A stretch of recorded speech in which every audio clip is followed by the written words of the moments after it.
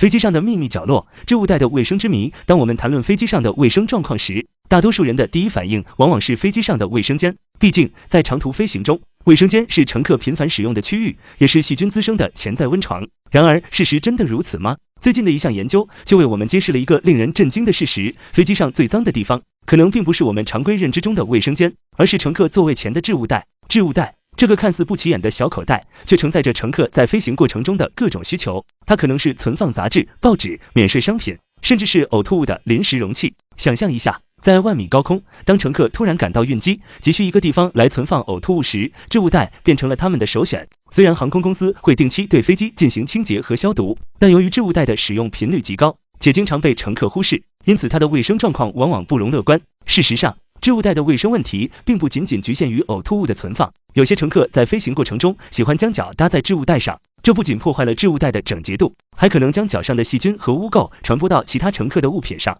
此外，由于座位空间有限，保洁人员在清洁过程中很容易忽视置物袋的卫生状况，这也进一步加剧了置物袋的脏乱程度。那么，为什么我们会对飞机上的卫生间有如此深刻的印象呢？这可能与我们的日常经验有关。在日常生活中，卫生间是细菌滋生的重灾区，因此我们很容易将这种认知延伸到飞机上的卫生间。然而，与置物袋相比，飞机上的卫生间实际上受到了更为严格的清洁和消毒管理。为了保障乘客的健康和安全，航空公司通常会在每次航班结束后对飞机进行全面清洁和消毒，这包括卫生间在内的所有公共区域，以确保下一批乘客能够在一个干净舒适的环境中飞行。然而，由于置物袋的使用频率极高且难以清洁，因此它的卫生状况往往容易被忽视。回顾历史，类似的事件并不罕见。在2018年，美国一家航空公司就曾因置物袋的卫生问题而受到广泛关注。据报道，该航空公司的部分航班上，置物袋内发现了大量呕吐物和污垢，引发了乘客的强烈不满和投诉。事件发生后，该航空公司立即采取措施，加强了对置物袋的清洁和管理，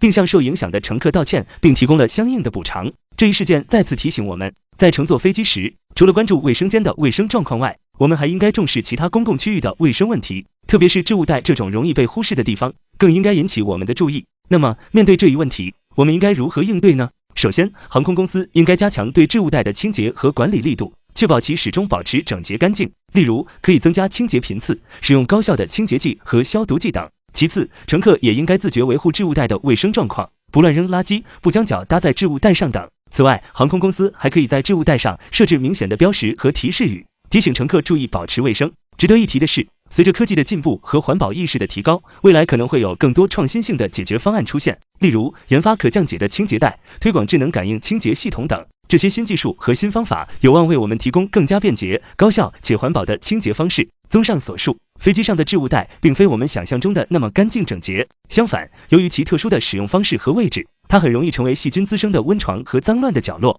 因此，我们应该从自身做起，关注并维护好这些容易被忽视的公共区域的卫生状况。只有这样，我们才能确保每一次的飞行旅程都能在一个安全、舒适且卫生的环境中度过。最后，让我们再次回到文章开头提到的那个令人震惊的事实：飞机上最脏的地方，竟然是乘客座位前的置物袋。这一发现无疑为我们敲响了警钟，提醒我们在享受航空服务的同时，也要时刻关注并维护好身边的环境卫生。毕竟，一个干净整洁的飞行环境不仅关乎我们的健康和安全，更是对他人的一种尊重和关爱。